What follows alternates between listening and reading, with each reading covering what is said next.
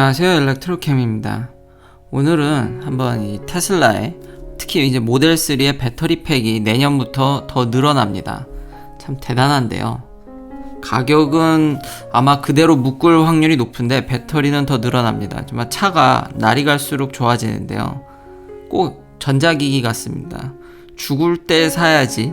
이게 매번 업그레이드되는 폭이 너무 커가지고 저는 테슬라 모델 3와 모델 Y를 다 갖고 있는데 좀 아쉬움이 있지만 정말 전자기기 같습니다. 그냥 이런 문제에 대해서 신경을 쓰게 되면 진짜 죽을 때 사야 되는 게 답인 것 같습니다. 이 배터리가 는 거는 예전에도 제가 소개시켜 드렸듯이 이 파나소닉이 기존 지금 4680 셀을 말하는 게 아닙니다. 물론 4680 셀도 생산하겠다고 파나소닉은 완전히 지금 테슬라에게 이제 붙은 것 같습니다. 전략상. 근데 기존 셀도 에너지 덴시티를 연 5%씩 올리겠다고 해서 지금 현재 80kWh 배터리를 실어놓고 실제 쓸 수 있는 거는 72입니다. 그러니까 그것도 75인데 3kWh 정도는 이제 버퍼로 가져가고 실제로 완벽히 쓸 수 있는 건 70인데 지금 보면은 서류상 지금 차를 미리 이제 허가를 받기 위해서 여러 가지 나온 이런 서류들을 보면은 지금 79kWh는 이제 쓸 수 있게 된 것 같습니다. 그 덕에 이제 주행거리가 353마일로 늘었죠. 대단합니다. 킬로미터로 환산 시에는 거의 570km입니다. 그리고 이건 EPA 기준이기 때문에 웬만큼 들어맞을 것 같습니다. 정말 경쟁자가 쫓아오기 힘들 것 같습니다. 이렇게 된 거는 다 파나소닉 덕이긴 합니다. 제가 전에 이제 이야기했던 거는 파나소닉이 테슬라를 잘 도와줄까? 왜냐하면 결국 테슬라는 자체 배터리를 생산하고 싶어 하거든요. 그러니까 배터리 업체한테는 결국 경쟁사가 될 텐데 이걸 이렇게 도와줘도 될까라는 걱정이 있었는데 지금 사실 전기차 특히 이제 미국 시장에서는 뭐 거의 테슬라 천하이기 때문에요. 파나소닉이 완벽히 전략을 바꾼 것 같습니다. 차라리 테슬라를 밀어줘서 테슬라가 급격하게 확장을 하면 어차피 테슬라 혼자 배터리를 다 감당을 못하기 때문에 거기서 이익을 창출하는 게 낫겠다라고 이제는 완전히 생각을 바꾼 것 같습니다. 뭐 파나소닉 같은 경우는 거의 전량 테슬라한테 배터리셀을 공급하기 때문에 일찌감치 마음을 완전히 선회한 것 같습니다. 장기적으로 보면 좀 불리하겠으나 지금 단기적으로 이 많은 배터리를 사줄 기업이 지금 없습니다. 기존의 내연기관 차들이 전기차에 자꾸 더디게 들어오고 이 바이든 정부가 들어서도 전에도 알려드렸듯이 이게 딱히 테슬라한테 그렇게 좋을 것 같지는 모르겠으나 기존 내연기관들이 이제 전기차로 전환되는 데는 좀 도움을 줄 것 같긴 한데 글쎄요. 그게 지금 있는 주들을 보면은 또 이게 다 내부적으로 결국 내연기관들은 구조조정을 해야 되는 위기에 처해 있는데 쉽지 않을 것 같습니다. 당분간 큰 진통이 있을 것 같으니 결국 요 보릿고개를 넘어가기 위해서는 결국 테슬라한테 완벽히 이제 붙기로 파나소닉은 이미 전략을 수정한 것 같습니다. 그래서 이제는 2021년에는 가장 효율적인 전기차로 등극할 예정입니다. 그 전에는 현대 아이오닉이었는데요. 아무래도 이제 작은 차들이 효율이 더 좋은 편인데 이제는 그 위치마저도 그러니까 테슬라 모델 3가 의외로 작은 차긴 한데 그렇게 작진 않습니다. 그리고 실내 공간이 제가 보기에는 준준형 이상은 된다고 생각을 됩니다. 이게 전기차의 좀 특징이죠. 좀 내부 공간이나 적재함을 좀 더 뽑을 수 있는 그렇다고 해서 엄청 큰 건 아닙니다. 근데 상대적인 겁니다. 상대적으로 좀 더 적재함이 있는 것 같고 특히 제가 또 이제 모델 Y 같은 경우는 확실히 전에 있던 E클래스보다는 짐을 싣는다든지 실내 공간이 확실히 큽니다. 한 체급 더 위라고 생각이 됩니다. 자, 이제 또 모델 3의 다른 소식을 전달해 드릴까요? 이제 모델 3가 뉴욕시티에서 이제 택시로 이제 돌아다닐 예정입니다.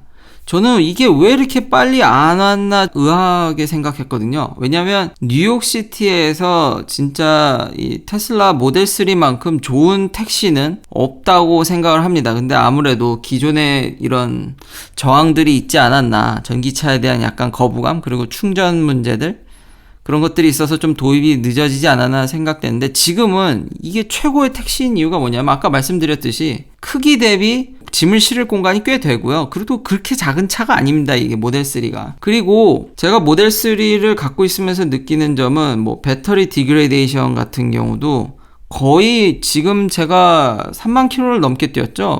킬로미터로 환산하면. 근데 거의 줄지 않았습니다. 이게 물론 이제 허수가 있긴 한데 왜냐하면 이게 지금 소프트웨어 업데이트를 통해서 기존의 오너들도 주행거리가 좀 늘었거든요. 제가 살 때는 한 310마일 정도였습니다. 그게 이제 315, 325 이러다 이제 353까지 늘었죠, 지금.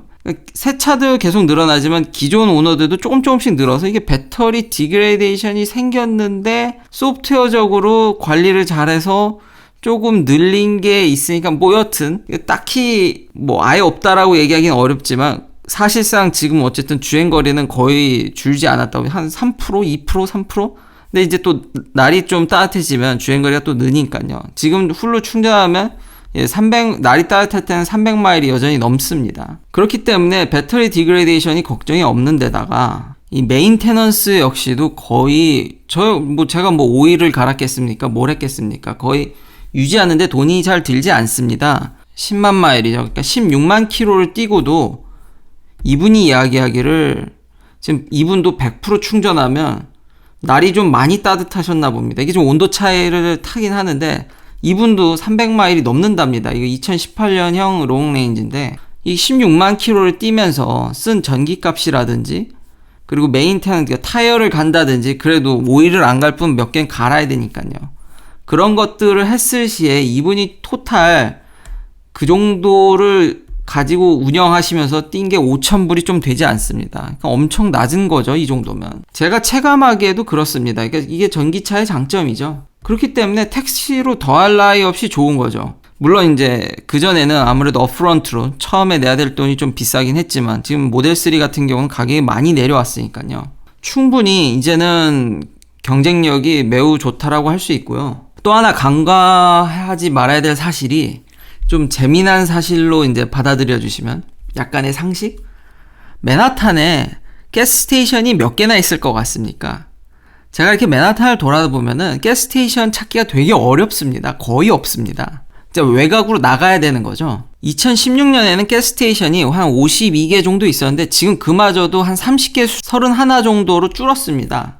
그렇기 때문에 택시들이 이게 가스스테이션으로 가야 되기 때문에 연료를 넣으려면 바깥으로 나가야 되기 때문에 제가 이와 더불어 제가 지난번에 집밥이 있으면은 훨씬 더 시간이 절약된다고 이제 알려드렸는데 그거가 좀 더 이렇게 잘 전달이 안 된 것 같아서요.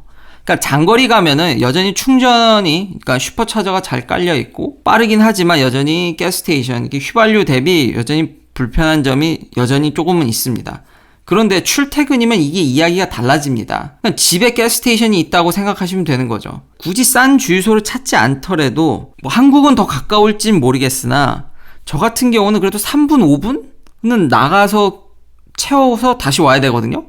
그러면 3분에서 5분 가서 거기서 또 빨라야 한 또 3분, 5분 채우고 다시 3분, 5분 돌아와야 되는 거죠. 이게 제가 출퇴근을 하이웨이로 하다 보니까 연료를 넣으려면 만약에 이제 기존 내연기관을 그때 E클래스를 탈 때의 이야기인데 어쨌든 하이웨이를 타다 나가야 되니까요. 혹은 집 근처를 가려면은 또 이제 그렇게 3분, 5분 나가야 되고 그러니까 약간 돌아가는 시간이 있다라는 거죠. 근데 전기차를 운영하게 되면 그러지가 않습니다. 그냥 집에 와서 꽂으면 되니까요. 그러니까 토탈 세이브 되는 시간이 생각외로 체감하는 게 많습니다.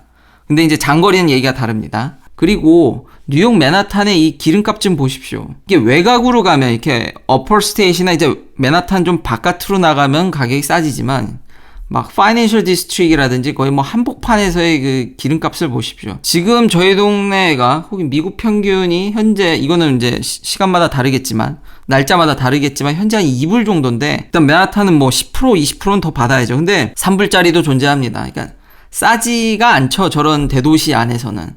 그런데 맨하탄에 있는 슈퍼차저라든지 뭐 전기 값이 그렇게 뭐 맨하탄이라고 해서 뭐 터무니없이 비싸거나 그러지 않습니다. 그러니까 살짝 조금 더 내는 정도?